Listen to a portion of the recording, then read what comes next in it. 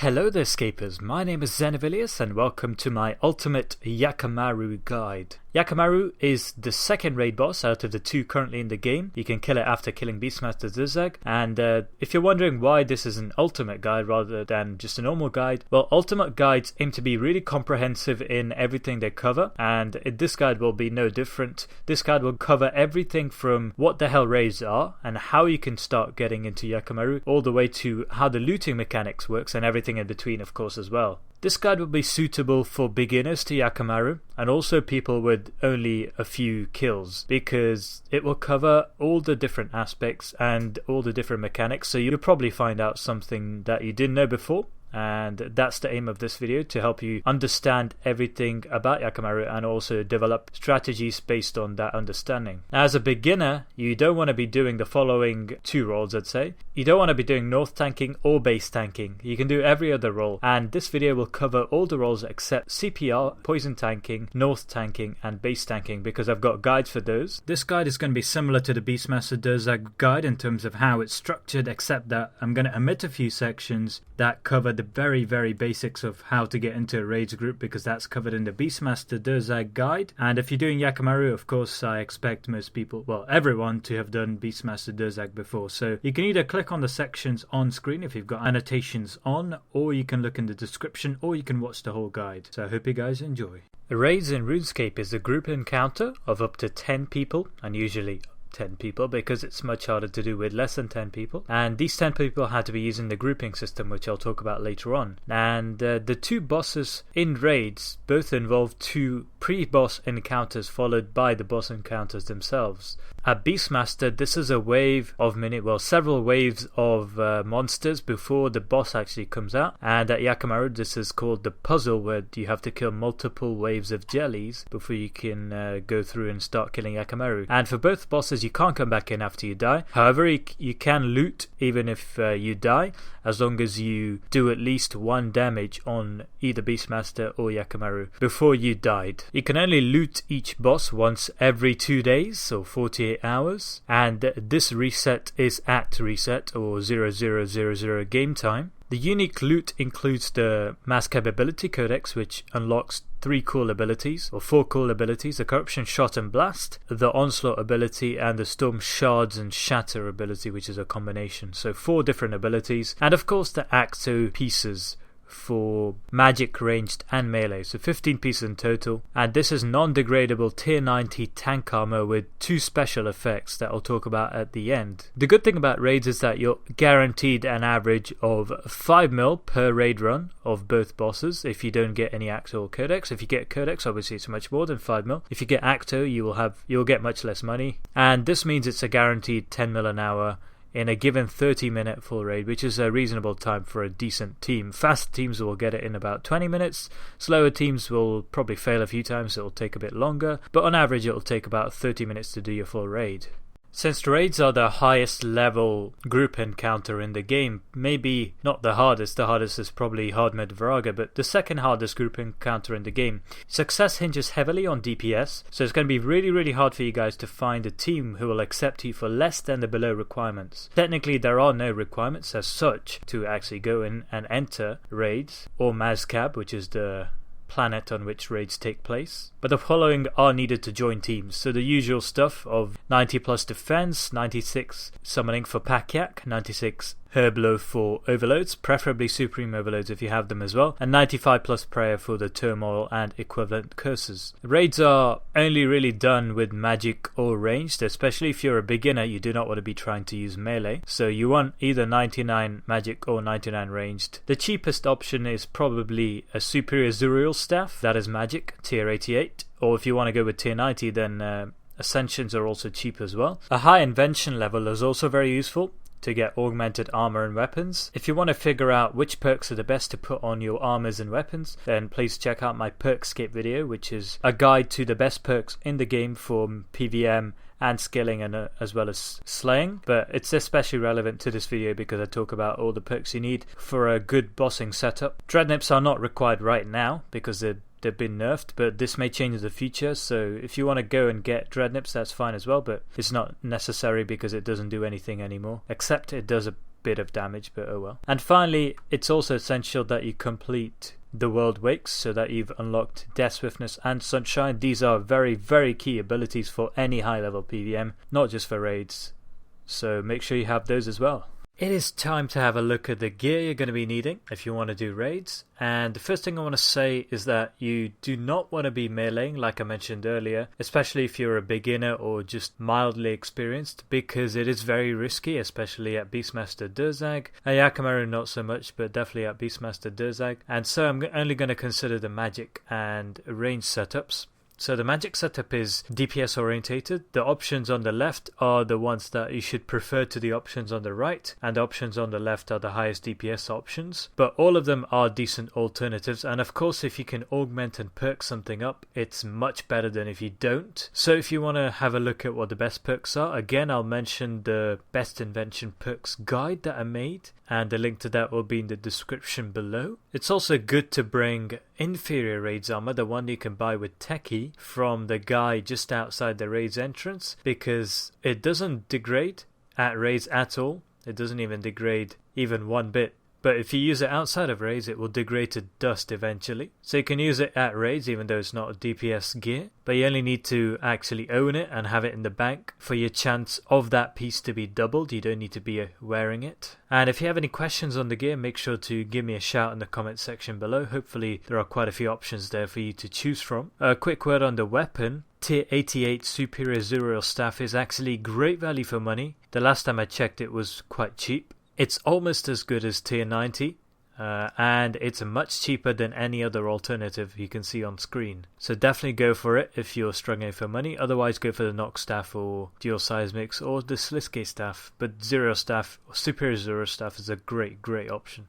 And for the range setup, the same things apply, so I prefer the higher DPS items over the less DPS items, but having said that, anything on this list is viable. Quick note on the gloves, I do prefer the Nightmare Gauntlets, the new gloves, over the Swift gloves, but there are arguments to say that the Swift gloves are better than the Nightmare Gauntlets at Beastmaster and Yakamaru. And again, if you want to use the inferior Tempest gear, then feel free because it doesn't degrade at all at raids, but your team may not like it because as a DPS your role should be to maximize your DPS via your gear as well as your abilities. And the weapon is also key. I believe the cheapest option out of the ones I've shown you guys is Dual Ascensions, and luckily they are also tier 90, so that's good. The other option is to get Decimation, the new bow from Bounty Hunter, tier 87. That may also be quite cheap, but it's tier 87, so I still prefer Ascensions over them. If you have a Noxbow, that's the best. Well, it's on par with Ascensions, but I prefer the Noxbow. Again, augmented versions and perked up versions are much more preferred to non-augmented and non-perked up versions.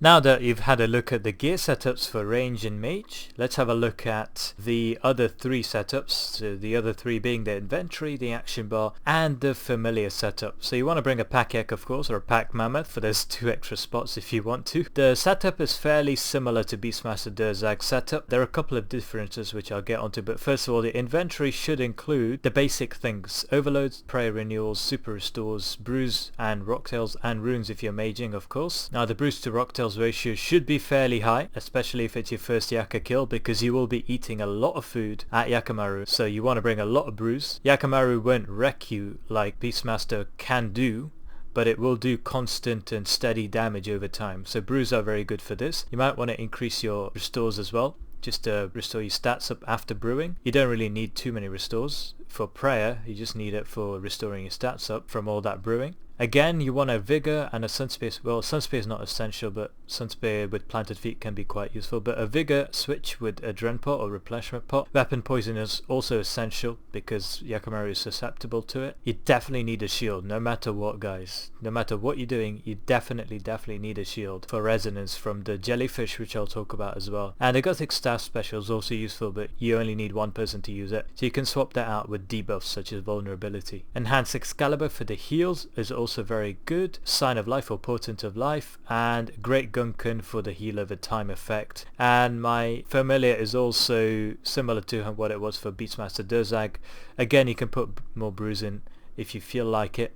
My action bar is also the same as it was for Beastmaster Durzag. Now with the mage, you don't want to be using Asphyxiate on one of the pools. I don't really like taking away the Asphyxiate ability just because you're not allowed to use it on one pool, or the Deep Impact ability, you're not allowed to use either of them, or normal impact, so you can't use any stuns. But if you want to make sure, then take it off your action bar because it can kill your team if you use it accidentally. For Yakamaru, you want Freedom and Devotion really handy, especially Freedom, because that would reduce the damage you take. So make sure you put it on your action bar or have your defensive abilities open. And my secondary action bar is a bit of a mess, but essentially you just want to have a few main things. First of all, the Sunshine ability, Ring of Vigor, the Sunspear Planted Feet switch, and I also like to put the Gothic Staff special on there as well. And it looks like a mess like I said, but these are the important things you want to put on there. If you're ranging, the only abilities you should try not to put on your action bar are Binding Shot and Tight Bindings, because Rapid Fire will not stun the stun pool, so you're safe to use Rapid Fire, which means range is the preferred option at Yakamaru. Also saves up a few spaces in your inventory because you won't need a Gothic Staff or runes. But hey, I guess that doesn't matter if you've got a large rune pouch or something. Right, it's time to have a look at all the different monsters you can encounter at the Yakamaru fight. First of all, you have the puzzle, which is before the actual Yakamaru fight. That will involve the following 5 jellyfish: the reflecting one, the durable jellyfish, the magic jellyfish, the piercing, and the melee fish. These 5 will appear in the puzzle as well as in the actual fight, and of course in the fight everything you see on screen now will appear. First, let's have a look at the normal jellyfish. I think it's just called jellyfish. It's got 50k life points. It spawns periodically during the Yakamaru fight, and it can either be your friend or your foe. And the reason I say this is because if you're melee distance of it, it will absolutely wreck you. But if you stand on the black spots that spawn around it, which are geysers as well, then you can easily resonance up to 2k heal, whilst also doing 10k typeless damage on it. So it's important to kill them off as fast as possible. I'll get onto that later on as usual. And the next 2 won't spawn at the same time in the Yakamaru kill. Only one will spawn at a time. The reflecting jellyfish cannot be harmed by normal damage. You can only harm it by killing off the other fish that spawn, and while it's actually alive, it will reflect back a certain portion of the damage you do on any of the other jellyfish that are alive. So it's important to kill them to kill this one as fast as possible. But the priority should be to kill the durable jellyfish, which will heal everything around it. So yeah, it's basically like a Ramaki skin weaver in Dungeoneering. And these are the 3 different style jellyfish that will spawn alongside either the reflecting or the durable jellyfish on the middle pool whenever you finish a phase. And yeah, I'll talk about that later on. But yeah, the stats are pretty good. You just need to kill them off as fast as possible, really. That's all I can say. But there are different tactics for it, so wait up, guys. And of course there is Yakamaru. So there are 4 outer pools with 1 more HP each that you need to kill, as well as the middle pool, which you slowly but surely do 1 mil damage to over the course of the fight. So you need to do 5 mil damage on the actual Yakamaru, and it can attack with magic or ranged, and it will easily one-hit you. It is one of the monsters with the highest combat stats in the game. As you can see, 99 defense, 99 magic, and 99 ranged. But the best part is that it is vulnerable to the Status Warhammer, which has been nerfed, but oh well, let's not talk about that. And it does not restore its stats when it has been drained until it phases. So it will only restore its stats when it goes between pools. It won't restore them periodically because it has no overload-like effect, which is why the Status Warhammer and the Gothic Staff special and any affinity boosting, defense reducing abilities are so good here. I'm not going to go into the actual special attacks because there's far too many of them, and I will talk about those when I talk about the tactics for the fight. And last but not least, the image of Yakamaru appears simultaneously. So 4 of them appear simultaneously, each with 150k HP. All of them had to be engaged in combat, otherwise they will kill the group. So yeah, this is Mirage phase. Again, I will talk about it in a lot of detail later on, and all you need to know is that it has similar stats to the normal Yakamaru, but it's only got 150k HP, and it does not spawn the poison like the normal Yakamaru does, so that's a good thing. Now, if you're doing a Yaka kill after your Beastmaster kill, you can just leave the group, which won't actually kick you out of the group. It will just take you back to the entrance, and then change it to Yakamaru. And then, as long as no one's left in the Beastmaster kill, and everyone has left and are at the entrance, you will start the puzzle. Now, the puzzle involves killing a bunch of jellyfish, 6 waves of them if you like, and after you kill each wave, you move on to the next area, and you just keep doing this until you get to the end, where there will be a bank which you can access if you have enough reputation. If you don't have enough reputation, you can just leave the group again and go back to the entrance and use the bank there before you actually go into Yakamaru. Don't worry, if you die here, then it's not like you can't loot Yakamaru, because the Yakamaru kill is later on. This is separate to the Yakamaru kill, and it is likely that you will die here, especially if you use AoEs, because of the reflecting jellyfish, which will damage you for a little bit if you damage any of the other jellyfish that are alive. So it can be useful to use the soul link prayer here if everyone's using it, and if you do take too much damage, you can obviously just run away from the jellies to ensure you don't die. It is quite possible you will die if you're not paying attention like me. I've died quite a few times here. Also, another thing to note is that if you're only doing Yakamaru and you didn't do Beastmaster Durzag earlier with the same team, then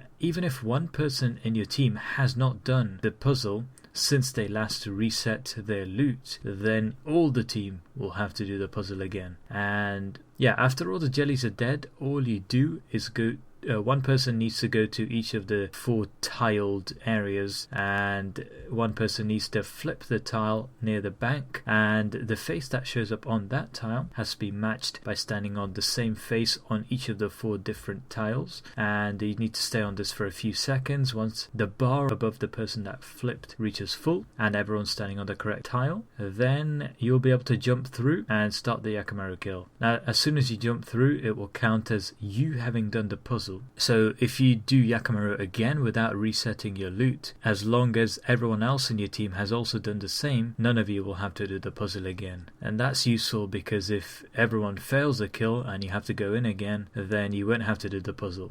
So you've killed the jellies in the puzzle and you're thinking, wow, that was easy. We're in for a really, really easy day today, guys. Actually, you were wrong. And it's actually a very complicated boss. So in this section, I'm just going to explain how it works in the general sense without going into the details about all the roles. So the reason I'm missing quite a few details on this map is because I want to keep things simple so you guys can understand it, at least now anyway. And when I get into the tactics section, of course, I'll talk about everything you actually need to know and everything I haven't mentioned here. So the first thing you need to do is you need to do 200k damage on the base pool. It will start out at 1 mil HP and it will jump onto one of the outer pools when it's at 800k HP. So you need to do 200k damage. And one of the things that I said I didn't want to mention is that there will be jelly spawning, which I'm not going to put on the map. And these jellies will spawn periodically no matter what the pool is and whether it's mirage phase or normal phase. But yeah, you just need to kill those jellies as fast as possible and continue DPSing the pool after they are dead. Now, after you do 200k damage to the base pool, Yakamaru will randomly jump onto one of the outer pools. The first pool is always random, so here I'm assuming it's going to jump onto the tendril pool, and you need to do 1 mil damage to this pool. Now that sounds ominous, but trust me, it isn't, because there are 10 people here doing 9 people doing damage and 1 base tank who's leech DPSing, lol. And you're gonna have to do this 4 times, so you need to get good at this. A few things actually help with this, like I talked about a little earlier. One is the Statius Warhammer, the other is debuffs, the Quake ability, the Gothic stat special, and so on and so forth, because Yakamaru doesn't restore his stats until the end of each pool. So you need to do 1 mil damage, and after you do 1 mil damage, you need to do another 200k damage to the base pool, so it will go down from 800k all the way to 600k. And in this first time that you go back to the base pool after you got it down to 800k, it will spawn a ton of jellies. I'm not going to talk about them right now, but all I'm going to say is generally you ignore these jellies because the base pool is a green color when you just go back on it, and you want to do as much damage as possible on the base pool when it's green, and then once it actually jumps onto the next pool, that's when you take time out and kill the jellies before you actually start DPSing the next pool. The next pool is always going to go in a clockwise direction from the pool you started on. Again, the pool you started on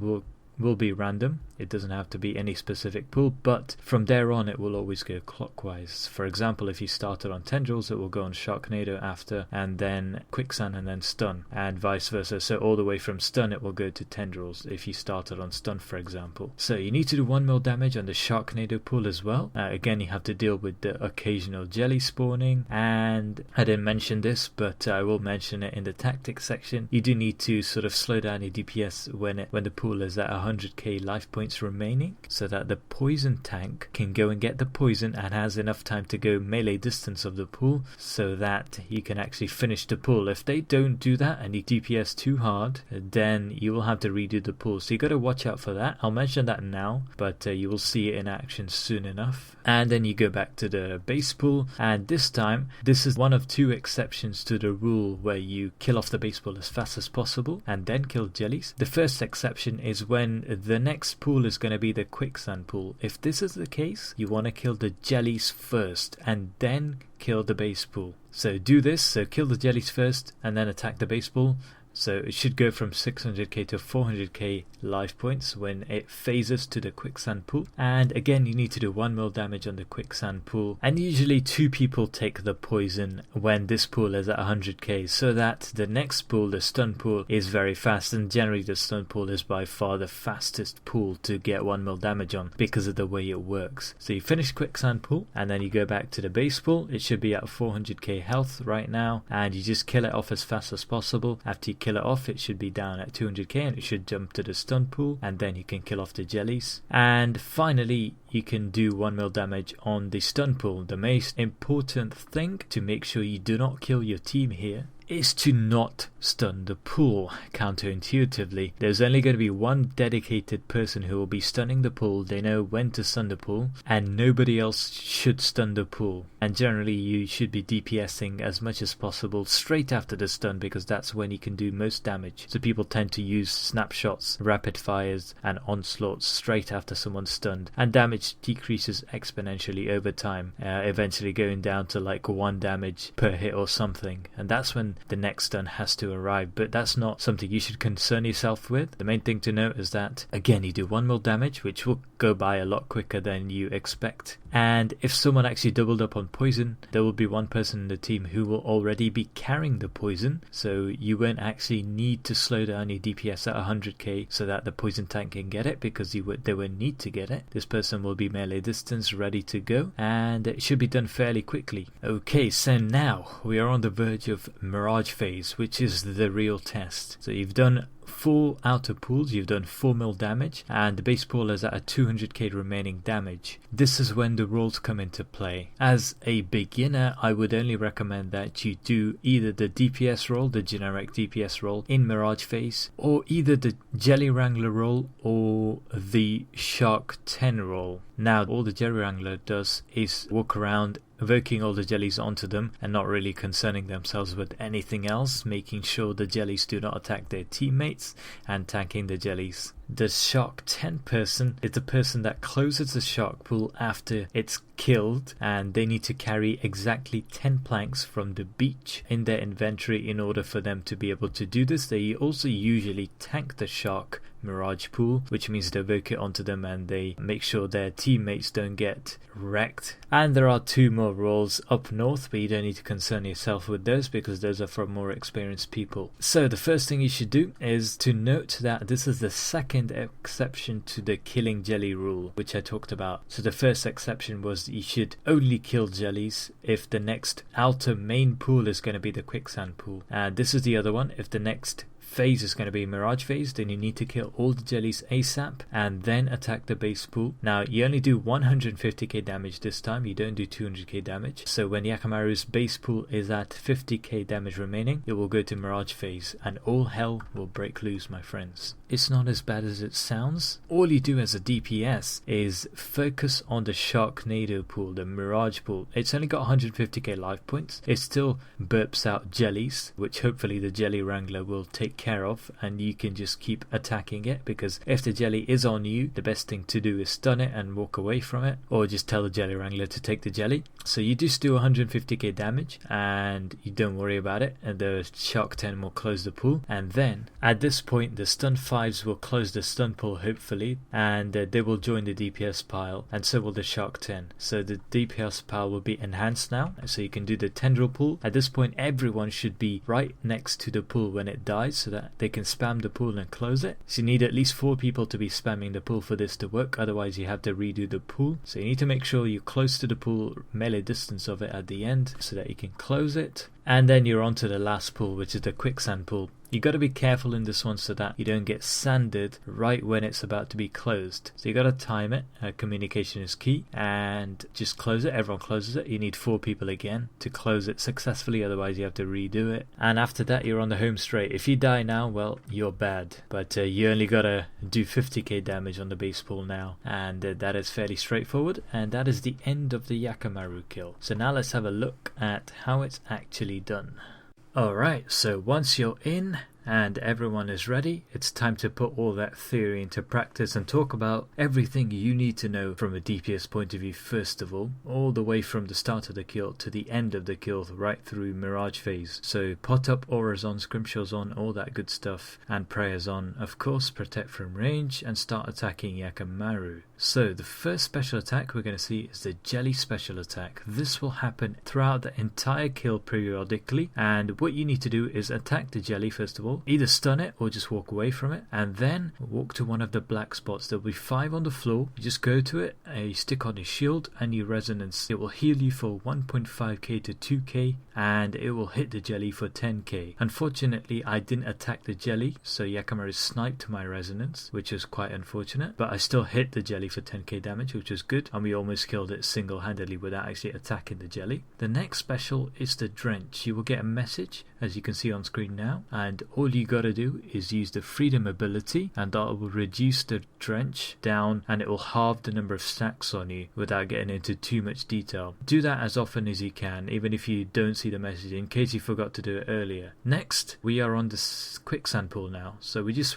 did 200k damage, we're on the quicksand pool. Now we have to do 1 mil damage, and it just sanded us. So this is a special ability of the quicksand pool, and when you're sanded you will slowly sink, and eventually if no one frees you, you will die. 8 people will be sanded out of the 10. So the 2 people that are not sanded have to free everyone by simply clicking on them, and as soon as you're freed you need to click on other people, free the whole group as fast as possible so you can get back to DPSing. You can still attack while you're in the sand, you just can't free other people. Now there are different levels of being sanded. Some are very risky, such as when your head is above the sand. That's probably the last level before you actually die and you're insta-killed, which you can revive from by using a sign, but you'd rather not. The other extreme is when you're just about in the sand, so just your ankles in the sand, and this is really important because you want to free people that are at the most extreme level first if you can. Sometimes it's hard to spot those people. Generally you can just spam click on everyone around you. Being sanded actually spreads you out, as opposed to if you were on the same spot as someone else before, you wouldn't be when you're sanded. So generally you want to be close together. The rule of thumb is to free the base if you're the first person that's freed, but that's not necessarily something that everyone follows. Freeing the base is really important. If you do free the base, or if the base is the one who is free in the first place and they've come to free someone else in the DPS pile, then you'd probably be drenched, so you need to remember to use freedom after you do that as well. The next special attack is the metamorphosis attack. As you can see, one person turns blue, and all you gotta do with this one is very simple. Just stand next to someone else, as long as that someone else isn't the same person who gave the blue to you in the first place. Doing this, you'll pass it on to someone else. You won't take any damage whatsoever, and after about 5 passes it will actually fade away. So these 3 attacks that I just talked about, the drench, the jelly and the blue, will happen all the time. and you need to be aware of that. You need to be able to combat it. If you don't stand next to someone when you have the blue, you will take 1.5k damage. And here I'll show you how the jelly is done. So I actually attacked the jelly, and even though I didn't get to the black spot in time, because I attacked the jelly, Yakamaru was unable to attack me. So you can use this opportunity to actually switch to soul split while you're attacking the jelly, as long as you're not melee distance of it. And if you do that, Yakamaru will not be able to attack you until at least the jelly is dead. So just to recap,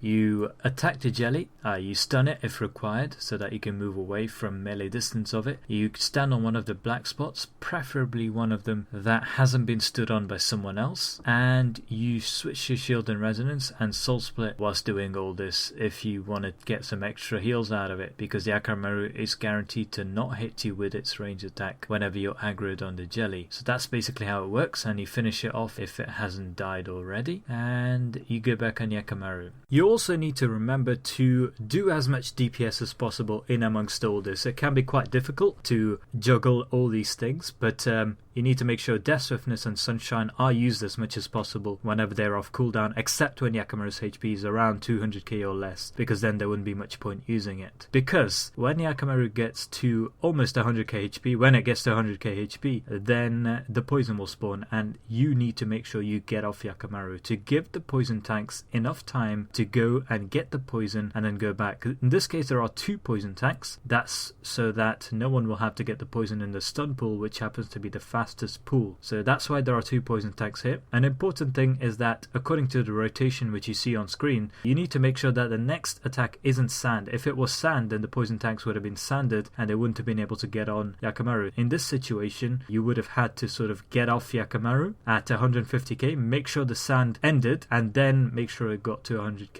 There's a couple more situations like this for this particular pool, which I've summarized in the top right in the things to look out for section. So have a look at that, make sure you note that in the back of your mind. You also need to make sure you don't use thresholds at the end of this pool. You need to save them up so that they're not on cooldown when Yakamaru goes back to the middle pool. This is because in his green state, he will both take increased damage and do increased damage to the base tank. And you need to take advantage of this by doing as much damage as possible, so using thresholds. This only happens until one of the outer jellies touches him, so you need to do this as quickly as possible so the jellies don't touch him before you do 200k damage. After you've done this, you can kill the jellies in peace, and remember, when you attack the jellies, Yakamaru won't attack you, so you don't need to worry about that, but you will get some reflecting damage from the reflecting jellyfish, which will be alive until all the normal jellyfish are dead. So you need to kill them and then go back to stun pool, which is the next pool. The stun pool is actually a very easy and very fast pool because of the way it works, as long as you remember one thing: if you're not the main stunner, do not stun, and if you follow this, well, you're in for a treat of a pool. All you do is you Death Swiftness or Sunshine and use your thresholds straight after someone stuns, because that's when you deal the most damage, and slowly it tapers off all the way down to like 1 damage, very little damage, and that's when the next stun has to happen. If you stun too early, you'll do more than 1k damage to the team. If you stun at the right time, you'll do 1k damage, which is what happened there. And the good thing about this pool is that because 2 people took the poison, no one had to wait for the poison tank to actually get to the poison, so they could just stand melee distance and we could just DPS the pool down without having to wait. Depending on when the main stunner is forced to stun the pool, you may actually do some insane DPS just when the poison spawns, and you may end up in a situation like this where people don't get off and you almost have very little HP to work with in terms of the poison taker to get to the pool after getting the poison, because no one did double poison in the previous pool. Maybe because the first pool was stun pool, because if that was the case, obviously people wouldn't be able to take 2 poisons at the sand pool. So if that happens, you need to really be careful and get off as soon as possible, because you'll do insane DPS and you may have to do the pull again if you don't get off in time. Again, when the pool ends, you want to use your thresholds in the middle pool while it's green, so that you can phase it as quickly as possible. When that's over, the first thing you should do before tendril pool is make sure not to attack the tendril pool before the base does. If you do, then you have a chance of tendril spawning under you and wrecking both you and the DPSs in a 3x3 area around the tendril. The solution to this obviously is just to walk away and make sure this doesn't happen in the first place. Essentially, this pool is just sit back, relax and do thresholds. swiftness. Something I didn't talk about earlier is that you want to aim to do at least 2 death swiftnesses per pool, probably less on stun pool, but at least 2 death swiftnesses for optimum DPS. And of course remember that you're going to have to bypass all the different special attacks that I talked about earlier, and in this pool there won't be a double poison taker, so you have to get off at 100k to give enough time for the poison tank to get the poison and go MD. If you get unlucky with the timings, you may get tendrils and the top 5 DPSs may be choked and unable to move exactly when this poison spawns, which is exactly what happened here. But luckily someone took the poison by accident and they were MD, and I was a poison tank. I couldn't actually reach the poison because I was choked. And there are 2 solutions to this. One is the same as the sand pool: delay 100k HP on Yakamaru until after the tendril has finished, or just make sure that if you're the poison tank, you're not one of the top 5 DPSs in the team starting at 150k Yaka HP. So just use basics or even get off completely. If you do this, you'll make sure that you won't get choked when you need to be taking the poison at 100k. And after this pool, again, you just attack the middle pool as fast as possible. Take advantage of that double damage, get it down 200k more life points, then it will jump onto the Sharknado pool. Now you can kill the jellies in peace. And last but certainly not least is the Sharknado pool. So in this pool, the main thing to remember is that there are 2 options. One is what most people do, which is not necessarily the most efficient option, which is to spread out and ultimate and start attacking the pool. Now the Sharknado is when the shark actually lands on you, and then a few seconds after it lands it will explode, dealing like 2.3k damage per shock if you're near it. Now to avoid this, you run away when it lands, not while it's in the air, but after it actually lands where you're standing, because if you run too early it will follow you and explode on you. So that's what you want to do. That's one option. The other option is to stand on the DD spot, making sure everyone stands on the spot when the sharks actually come out. If you do this and you spam click under you, you won't have to worry about the sharks and you can just keep DPSing as normal. I didn't actually spam click under me, so I got dragged out, so make sure you do that. If you do that, and most of the people do that, you won't have to worry about it. You may get the odd shark near you which you can kick away by clicking on it, but here no one really spam clicked under them even though the spot was still good, and that's why we all got dragged out and some of us took some damage. Also, if you get the blue when you're standing here, you need to make sure that you walk out 1 square so you pass it on, because you can't pass it on to the next person if that next person is standing on top of you, only if they're next to you. The poison will spawn at 100k as usual, so you need to get off and wait for the poison tank to do their business, and you just rinse and repeat as you were doing previously by taking into consideration all the other special attacks that you had to look after. If that wasn't your last pool before Mirage, then you still have to kill jellies first before you attack the middle pool, because the next pool would have been Quicksand pool. If not, then it would have been Mirage, and you still need to attack the jellies first. So the point is, after Sharknado, when it goes back to the middle, you need to kill all the jellies first. No matter what you do, make sure you kill the jellies first before you even do 1 damage on Yakamaru, because you can't afford to be killing Yakamaru and then end up with starting Mirage phase with like 10 jellies on you or whatever. So that's basically all you do. You kill the jellies, and then once you're sure that every single jelly is dead, you can start attacking the middle pool and getting your adrenaline up and getting into position. Now I was a slightly weird roll here. I had Shark 5, which meant I only had 5 planks in my inventory instead of the normal Shark 10 roll where I have 10 planks. There was some more jellies that spawned while we were doing damage to the middle pool, but essentially you want to death swiftness or sunshine at around 80k, and when it gets to 50k it will go to Mirage phase, and you want to kill the image of Yakamaru, which is in the Sharknado pool. It will still do all the special attacks it did when it was a normal Yakamaru kill, except for the poison. So you just kill it as fast as you can, ideally before the shark actually hits you, and you go MD of it if you have any planks, and you spam click it and it should be closed. You only have like a 3-second window to do this, so make sure you are ready and aware and you are ready to spam click the pool. Next you go onto the tendril pool. Your sunshine or death swiftness should still be active, so you should still be able to do a lot of damage, and the main thing that gets people is that they die to jellies. That's why you need a jelly wrangler. It's such an underrated role. They will take the jellies and avoid this sort of mass panic. Anyway, you go melee distance of the pool and you spam click it regardless of whether you have planks or not, because tendril pool is something that everyone needs to spam click, not just a person with planks. And then you go to the north pool, by which time hopefully the stun DPSs will have closed the stun pool, and all you have to do is kill the last mirage, which is the sand pool. You want to make sure that note, you don't kill it too quickly because you might be sanded when it finishes and you might not be able to get MD to spam click. You need 4 people to be spam clicking. You only have like a 3-second window to actually close it. If it doesn't close in time, you have to redo that pool, so 150k damage, and after that's done it will go back to the middle pool and all you do is the last 50k damage. Try not to die to the jellies because a lot of people do die to them at this point because they're just panicking and they're like, oh, the kill's over. No, it's not. You still got to do 50k damage. So you do that, you finish the kill off, the jellies will disappear and you can loot Yakamaru. That is done. DPS is easy life. Now let's quickly have a look at what the traditional Shark 10 has to do. Traditionally, the Shark 10 just takes 10 planks, so first of all you need to make sure you have 10 spaces in your inventory and also have some food left over in case you need to spam eat. So that's one of the trickiest parts of it, making sure you have 10 spaces as well as having enough food in case you do need to eat up quickly. And then the Shark 10 usually has to tank the Shark pool, so you actually need to provoke it. Now I'm meleeing here, which is quite unusual in itself, but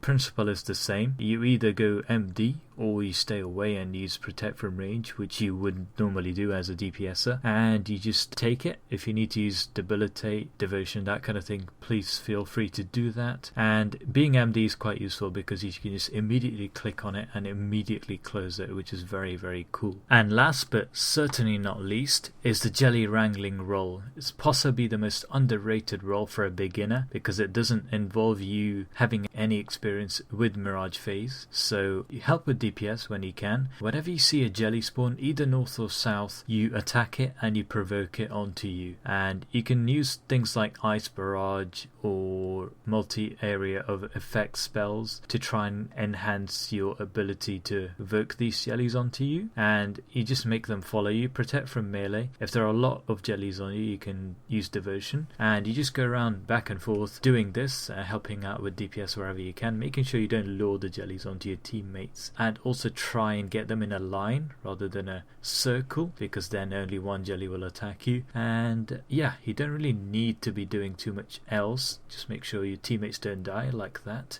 lol.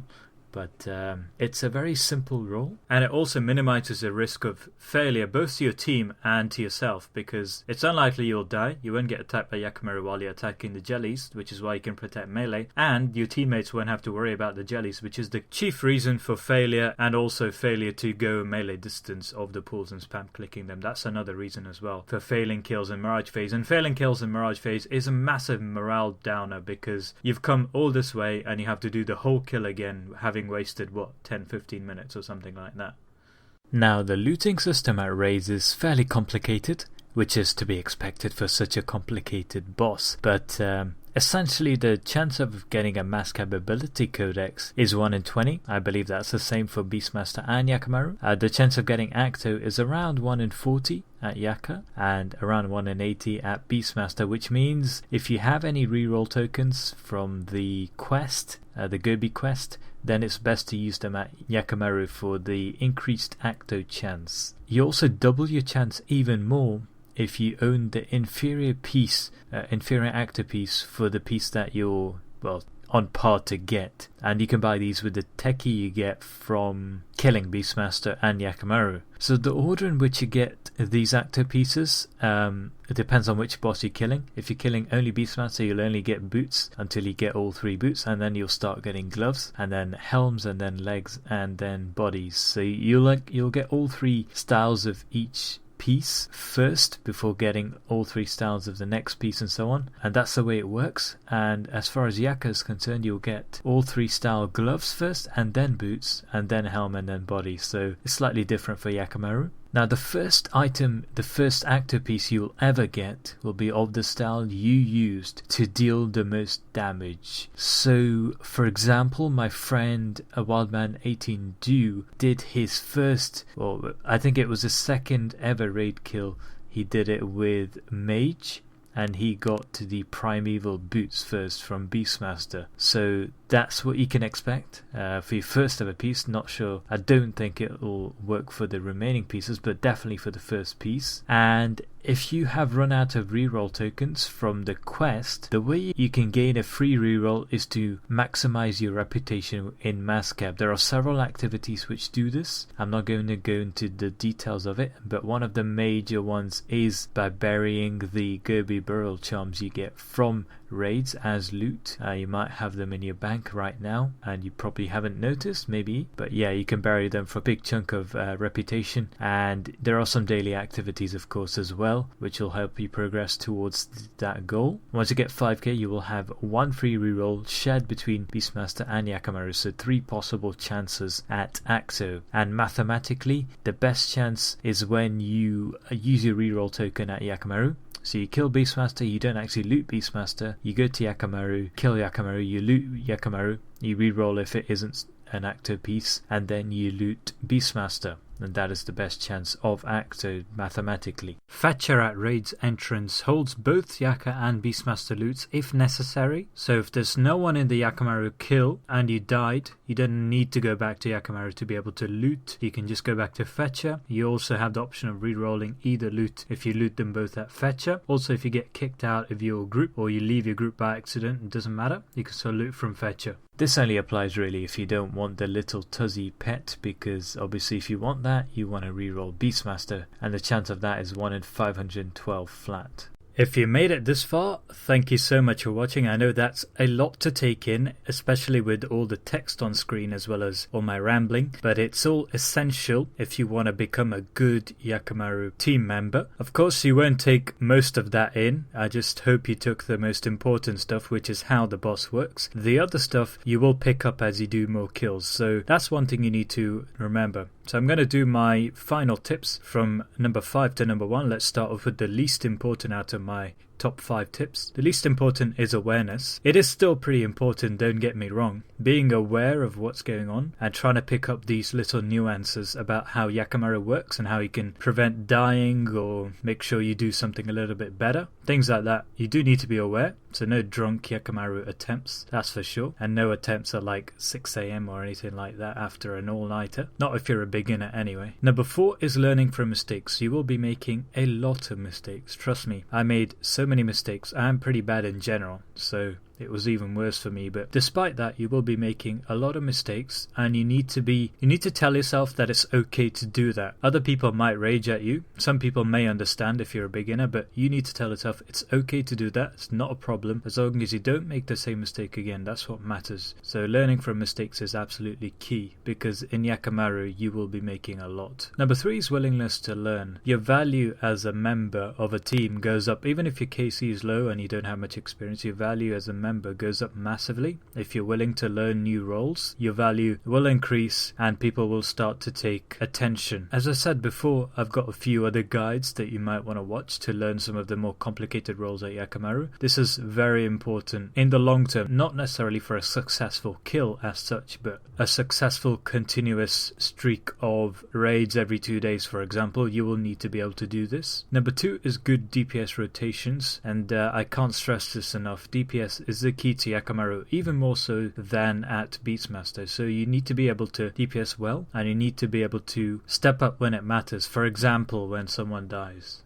Practice at raids doesn't really matter for DPS rotations. You can practice this wherever else in RS. But the key is, like I mentioned, you want to pull out 2 Death Swiftnesses or Sunshines per main outer pool. And you also want to try your hand at the stun 5 roll, which does require quite a skilled level of DPS and timing. So you can try that out when you're a bit more experienced. Once you try that, you'll understand the true value of DPS in a team. And something I didn't mention is keeping a calm head, because there's lots going on and you can start to panic. So you do need to do that. That's not really the main thing at Yakamaru, because things are fairly smooth and steady until they get to Mirage phase. And if something goes wrong, things do generally start to go wrong pretty quickly after that. And it's like a stack of dominoes falling apart. So to prevent things from getting out of hand and to make sure kills are as successful as possible, you need to communicate. That is the number 1 important thing at Yakamaru if you are a beginner. So you need things like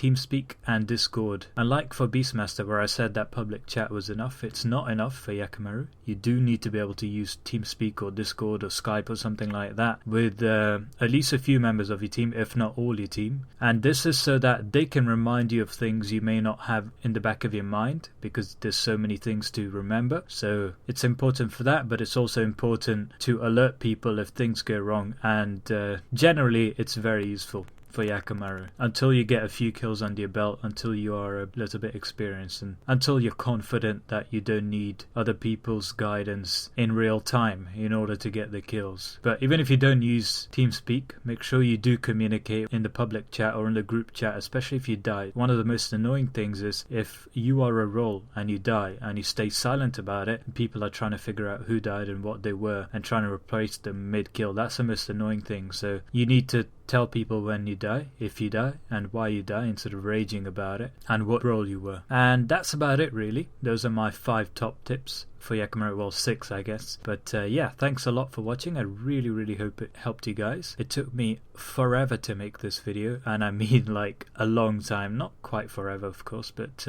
you might still have quite a few questions despite all my information overload. And if you do, feel free to check out the description for some more extra miscellaneous tips, especially to do with Mirage phase. So I've got that down there, and that's all from my personal experience as well. And if you want to ask any further questions, of course the comment section is yours to do that with, and I will try my best to reply to you as soon as possible. And of course other people will try to help you out as well, hopefully. If you enjoyed it and you found it useful, please share it with your friends. Please drop a like, and also check out my Beastmaster guide if you haven't done Beastmaster before and you want to learn a bit more about it. And also consider subscribing if you enjoyed this guide and also any other guides you might have watched. We do have quite a few guides and also quite a few series, so feel free to subscribe if you want. And yeah, thanks for watching. I'll see you in the next one.